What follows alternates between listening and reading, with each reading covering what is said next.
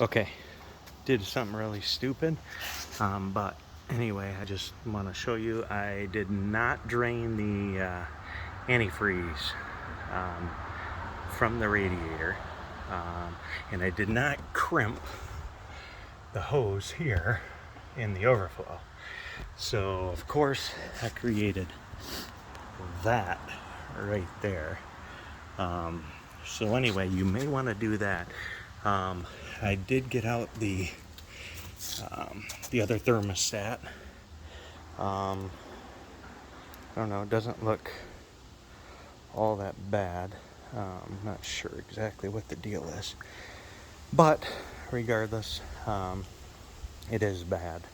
So replace that, and it just sits in there with the tube on this side, just fits right in, and then goes right in there. Very, very easy. It was